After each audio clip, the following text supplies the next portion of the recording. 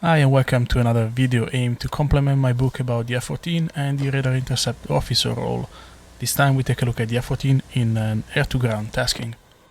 The introduction of the LANTIRN pod granted the aging F-14 a new life in the form of an outstanding ground attack and ground controller platform. Many forget that the brilliant Grumman engineers provided the Tomcat with a good set of functions dedicated to the delivery of unguided ordnance. This video briefly shows how the F-14 can take advantage of its avionics to perform different types of bombing. In particular, how it can toss both guided and unguided bombs, thus increasing the standoff range and the safety of both the crew and the aircraft. Before starting, an important note: since this is a quick demonstration, I'm not really interested in going too much into the details of the pilot side because they are already covered in the manual, and I didn't research the appropriate delivery profiles to maximize the standoff range.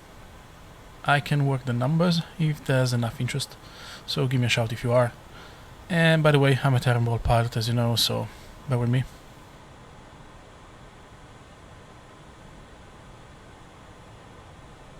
What you're looking at now is a simple and useful means of using the TCS in air-to-air mode to mark positions on the ground for the pilot. The position is then shown on the pilot's HUD, and this allows the RIO to simplify the pilot's workload by guiding his eyes onto the target.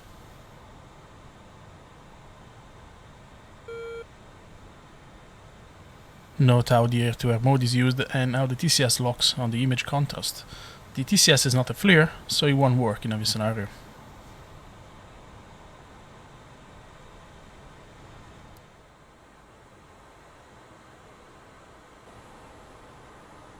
This first example covers the procedure to perform a low-level toss delivery of 4 Mark 84s unguided bombs.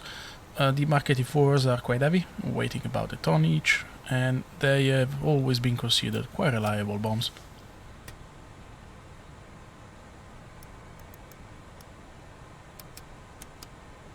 Command panel is configured as expected: computer target, Mark 84s, repel decrease, pylon selected.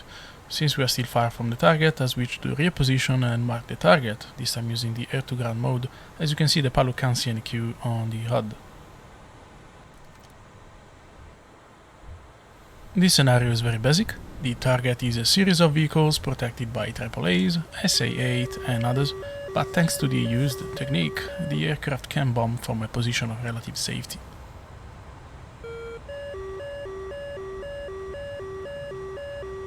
The technique per se is elementary, especially if no optimal profile is followed, and it is described in the manual along some videos made by jobbers. However, not following a proper delivery profile can result in errors. For example, I wanted to fly quite fast, because the Mark 84s are indeed quite heavy, but I did not realize I was so fast, and I had to actually correct while spooling up. This is the typical situation where having a second pair of eyes is very useful, as I made the common newbie mistake of focusing too much on an aspect, thus losing track of the bigger picture.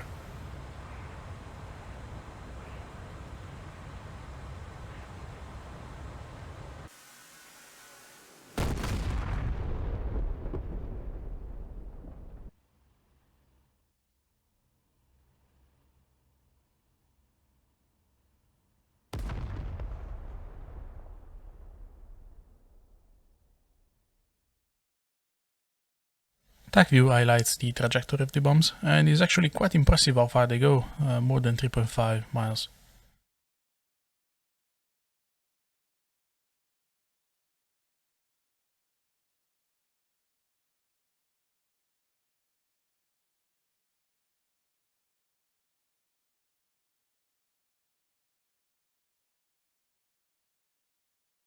Egress can be performed in a much safer way by releasing countermeasures and flying lower, but I was more focused on the bombs than this aspect. Besides, this is something that the RIO should take care of.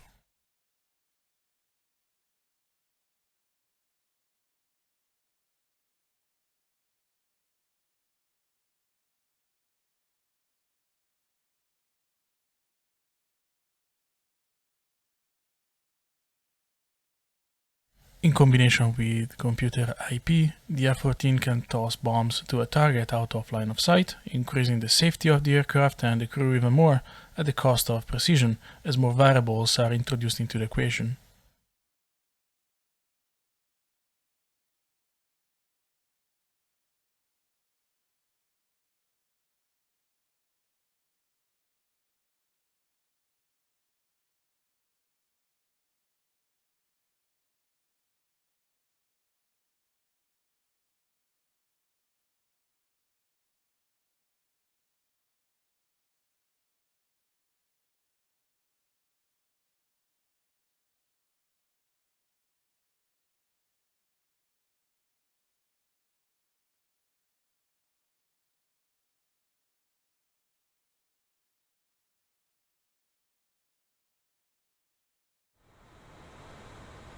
Example 2 and example 3 show two other tests, flown using different angles and speeds, and both resulted in slightly long impacts.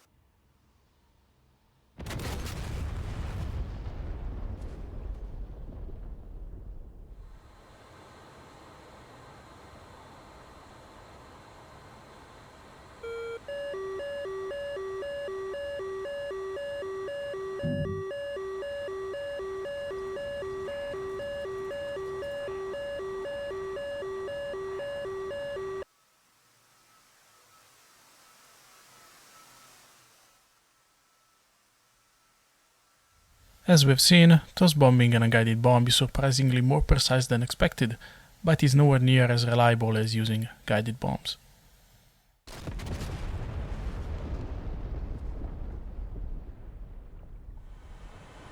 In an effort to increase the precision and the standoff range, the F-14 can try to perform a similar maneuver to what we have just seen and self-laze at the same time. In reality, a separated asset usually illuminates the target, but TCS is a game and any scenario can be played. The procedure per se is again very simple. The real challenge is flying with Iceman and Jester, as they both seem to fight against you in some occasions. Consider the low-level self-lazing tops, a technique used by the Air Force Phantoms. The lazing should start as the aircraft is turning away. However, in DCS, the LANTIRN may stop tracking during the turn. Switching to the backseat to resume results in Iceman rolling out and masking. I know there are shortcuts and so on, but you got my point. This stuff should be flown with two humans.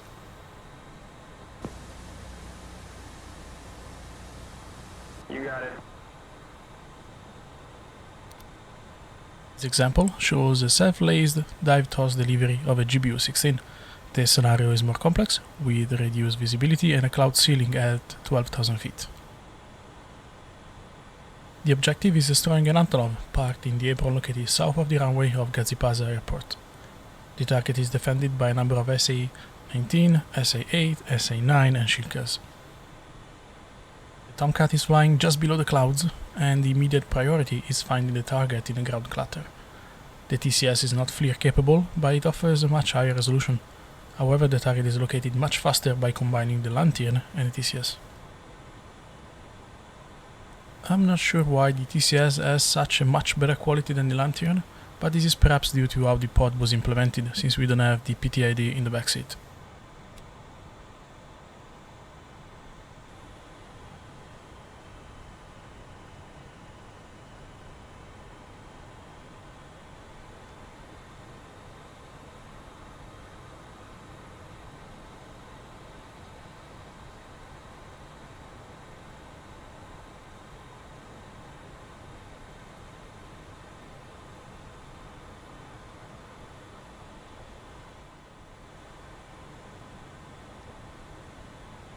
Once the target is located and locked with the LANTIRN pod, we move to the front seat and perform the same operation with the TCS in computer target mode.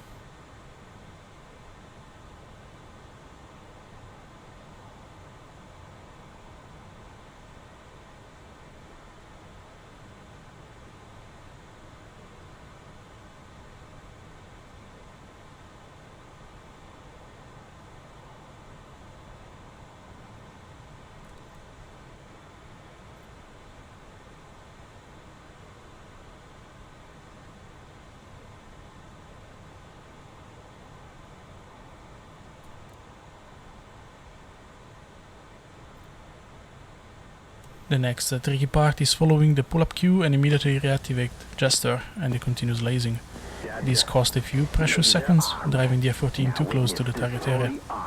Again, this is something that can be easily avoided by flying with two humans. Switching to area track.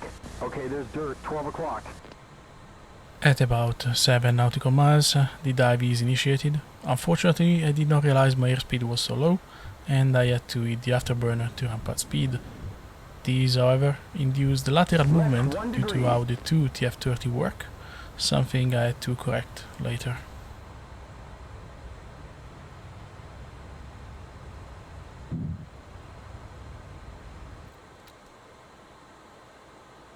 Seconds TTI. Get ready. Missile launch. 1 o'clock low. Hot. Brake left. Due to the delay leading to the overextension, I ended up targeted by a Tunguska.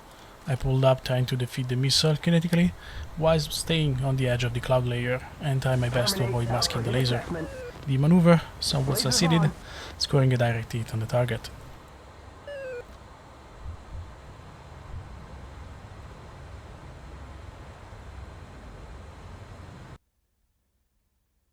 The execution of the dive was quite poor, as not enough momentum was passed to the bomb. This is due to the initial lack of speed plus the shallow dive. The former was caused by pilot saturation, something that can be eased by practicing. The latter was instead intentional to the conflict the terrain and due to the low cloud ceiling. As you have probably guessed already, the procedure can be drastically improved by flying with two humans. Some of the advantages are the possibility of having someone monitoring the parameters of the delivery, capable of proactively switching from TCS to LANTIRN to align the Tomcat for a computer target release, or the TCS itself from wide to narrow. On top of these examples, the RIO can manage the countermeasures, scan for threats, make heads-up calls on altitude and speed, and so on. With a human RIO, the pilot can release the bombs and maneuver, whilst the RIO can recapture the target if the pod loses it. This is very hard to achieve with Iceman and Jester.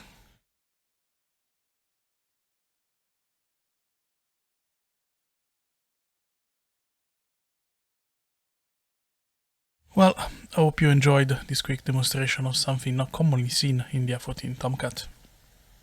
These topics are discussed in Public Draft 5 and more recent versions of my book. Thanks for watching and take care.